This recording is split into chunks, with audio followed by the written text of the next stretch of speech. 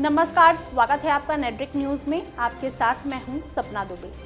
भारत में अगर प्रधानमंत्री मोदी के बाद कोई शख्स सबसे ज्यादा ताकतवर है तो वो हैं भारतीय जनता पार्टी के राष्ट्रीय अध्यक्ष और मौजूदा गृह मंत्री अमित शाह।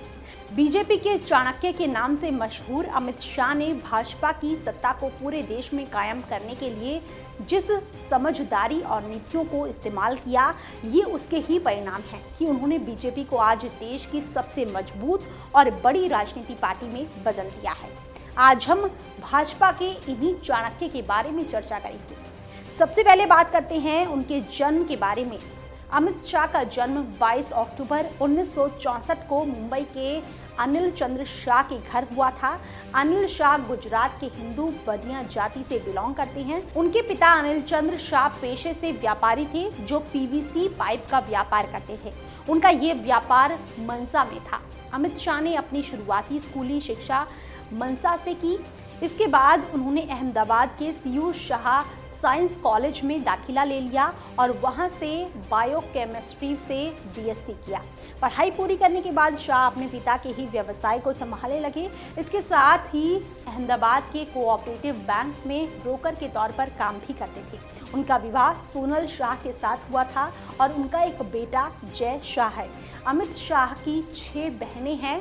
अब आपको बताते हैं अमित शाह के राष्ट्रीय स्वयंसेवक संघ में भर्ती होने के बारे में।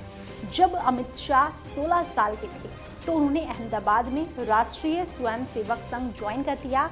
इसके बाद जब वो अहमदाबाद में अपनी कॉलेज की पढ़ाई कर रहे थे, उसी दौरान शाह साल 1983 में अखिल भारतीय विद्यार्थी परिषद ABVP में शामिल हो गए। उनके नेतृत्व करने की क्षमता और उनकी बेबाकी का नतीजा ये हुआ कि वो महज 2 सालों के अंदर ही ABVP में अपनी पक्की जगह कायम कर चुके थे। इससे पहले अमित शाह की मुलाकात 1982 में पहली बार नरेंद्र मोदी से हुई थी, लेकिन उस समय तक तो शायद अमित शाह और नरेंद्र मोदी को भी पता नहीं होगा कि आगे चलकर इनकी जोड़ी देश का इतिहास बदलने वाली है। अमित शाह इस दौरान संघ के लिए निरंतर कार्य करते रहे। अब आपको बताते हैं कि अमित शाह के भारतीय जनता पार्टी में शामिल होने के सफर के बारे में। अमित शाह RSS के छात्र संघ के लिए काम कर रहे थे, लेकिन पहली बार वो 1987 में सक्रिय रूप से भारतीय जनता पार्टी के सदस्य के तौर पर शामिल हो गए।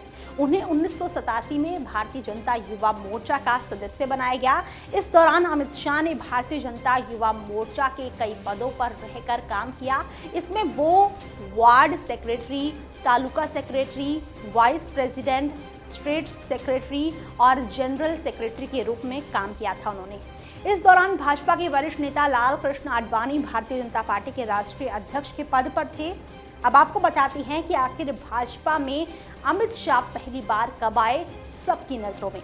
लेकिन उससे पहले आप चैनल को सब्सक्राइब जरूर कर लें, साथ ही बेल आइकन को जरूर दबाएं जिससे हर अपडेट आप तक पहुंच पाए। अब आगे आपको बताते हैं कि साल 1987 में भाजपा में शामिल होने के बाद अमित शाह और नरेंद्र मोदी के बीच गहरी दोस्ती होती चली गई। दोनों ने कई बड़े मुद्दे पर भाजपा को मजबूत बनाने का काम किया। साल 1987 से लेकर साल 1991 तक दोनों ही भाजपा के काफी सक्रिय नेता बन चुके थे। लेकिन अमित शाह पहली बार सुर्खियों में आए साल 1991 में, जब तत्कालीन भाजपा राष्ट्रीय अध्यक्ष लाल कृष्ण आडवाणी ने अमित शाह को लोकसभा चुनाव में गुजरात के गांधीनगर सीट के लिए चुनाव प्रचार करना और भाजपा के लिए एक मजबूत जमीन तैयार करने की जिम्मेदारी सौंपी गई। इसके बाद साल 1995 में गुजरात में हुए विधानसभा चुनाव अमित शाह की जिंदगी और उनके राजनीतिक करियर के लिए मील का पत्थर साबित हुआ। साल 1995 में अटल बिहारी वाजपेयी ने अमित शाह को गुजरात में चुनाव प्रचार का जिम्मा सौंपा। विधानसभा चुनाव में अमित शाह के लिए सबसे बड़ी चुनौती थी कि भाजपा को किस तरह से गुजरात में कायम करें। इससे पहले गुजरात में कांग्रेस की बादशाहत कायम थी और रूरल इलाके में कांग्रेस का दबदबा बहुत था। ऐसे में अमित शाह के लिए भाजपा के लिए मजबूत जमीन तैयार करना आसान नहीं था। इसके लिए अमित शाह ने एक ऐसी रणनीति तैयार की जिसने कांग्रेस की नींव को गुजरात से हिलाने में काफी अहम भूमिका निभाई थी। अमित शाह ने ग्रामीण इलाकों में मुखिया तबके से नीचे और उनके ही बराबरी वाले ओहदार रखने वाले 8000 लोगों को भाजपा में शामिल करने के लिए तैयार कर लिया था। अमित शाह की मेहनत रंग लाई और गुजरात में पहली बार भाजपा की सरकार आई थी। 1995 में केशुभाई पटेल को गुजरात का मुख्यमंत्री चुना गया। अब आपको बताते हैं कि अमित शाह पहली बार कब लड़े चुनाव। अमित शाह 1995 के बाद भाजपा में एक कद्दावर नेतृत्व करने वाले नेता के रूप में जाने जाने लगे थे। इसके साथ ही नरेंद्र मोदी के साथ उनके रिश्ते भी काफी करीब हो गए थे। दोनों ने मिलकर भाजपा को मजबूती देने में अहम किरदार निभाया था।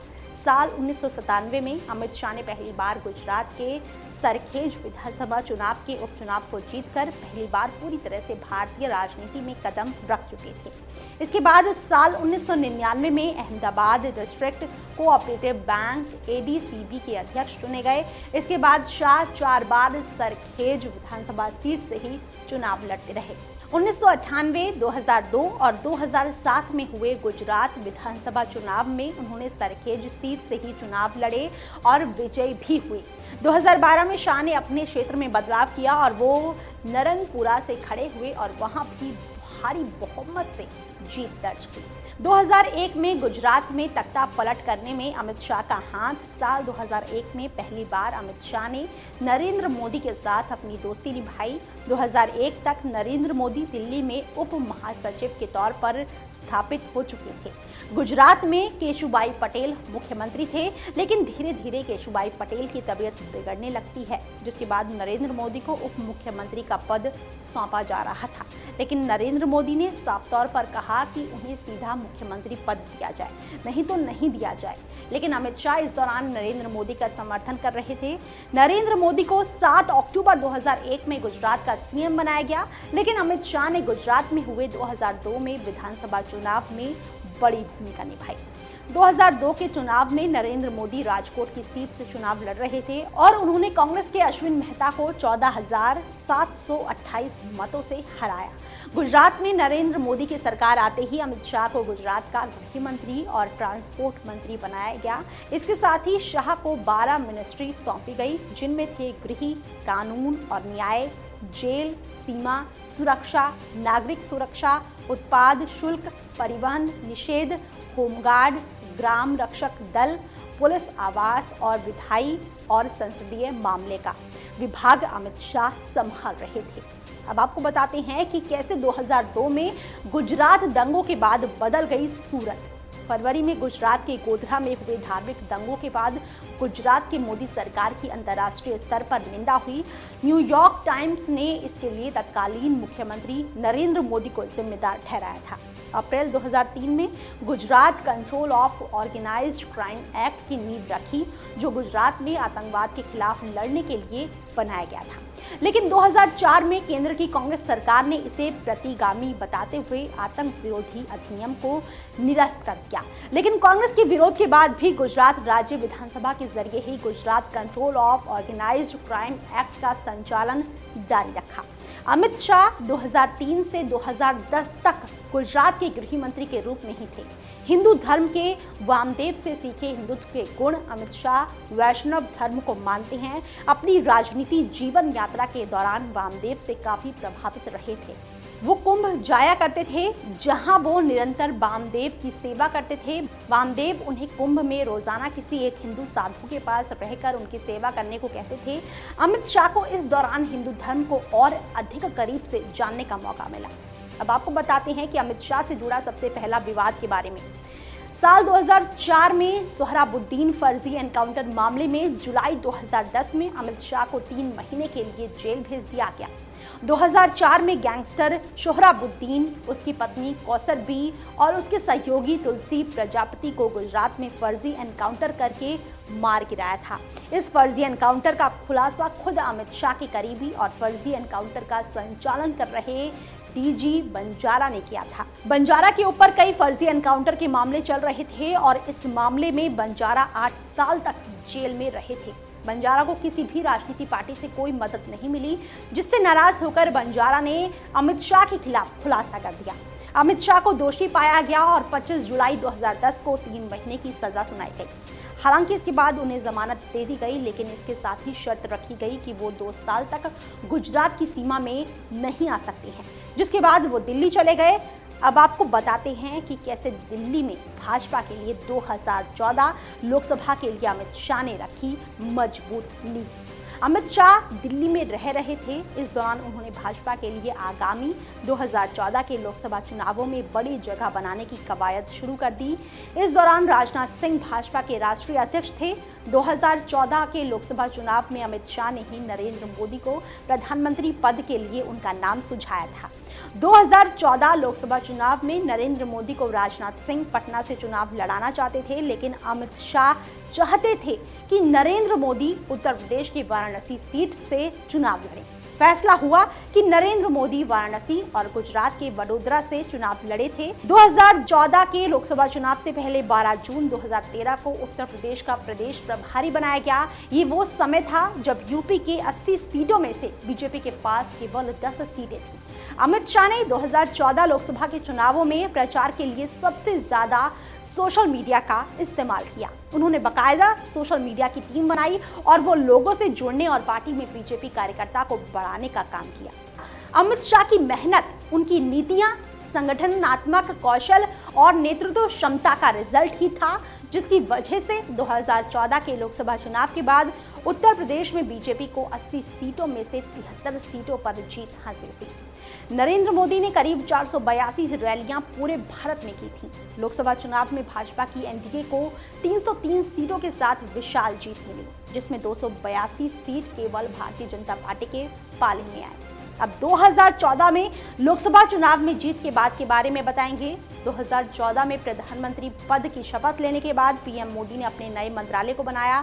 वरिष्ठ नेताओं को आराम देने का फैसला किया जाता है और उन्हें सलाहकार की भूमिका के लिए रखा जाता है। पीएम मोदी ने अमित शाह को भारतीय जनता पार्टी का राष्ट्रीय अध्यक्ष बनाया। इसके बाद तो जैसे अमित शाह नरेंद्र मोदी की जोड़ी अब राज्य योद्धा की भांति बस आगे बढ़ते रहे। अमित शाह ने अपनी नेतृत्व के दम पर भारत के 21 राज्यों में भाजपा की बादशाहत कायम की। अमित शाह अपने कड़े फैसले के लिए भी काफी मशहूर हैं। उन्होंने 2019 लोकसभा चुनाव से पहले बीजेपी में 11 करोड़ लोगों को जोड़ा। उन्होंने इस दौरान पूरे 5 साल में रोजाना करीब औसत 524 किलोमीटर प्रतिदिन की यात्रा की थी।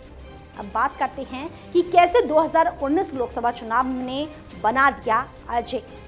5 साल बीत जाने के बाद 2019 में फिर से लोकसभा चुनाव हुए। इस चुनाव में अमित शाह ने नारा दिया था, अब की बार 300 के पार, जिसके बाद लोकसभा चुनाव में बीजेपी में रिकॉर्ड तोड़ जीत दर्ज की। एनडीए को 352 सीटें मिली, जिसमें भाजपा को 303 सीटें मिली। नरेंद्र मोदी को फिर से प्रधानमंत्री चुना गया, लेकिन इस बार अमित शाह को सिर्फ बीजेपी का राष्ट्रीय अध्यक्ष के तौर पर ही नियुक्त नहीं किया गया, बल्कि मोदी कैबिनेट में अमित शाह को राष्ट्रीय गृह मंत्री बनाया गया। अमित शाह और नरेंद्र मोदी की जोड़ी ने भाजपा को नए कीर्तिमान तक पहुंचाया। अमित शाह भाजपा के अजय चाणक्य हैं और हमेशा रहेंगे। फिलहाल के लिए इतना ही। बाकी ऐसी और वीडियोस के लिए आप चैनल को सब्सक्राइब करना ना भूलें।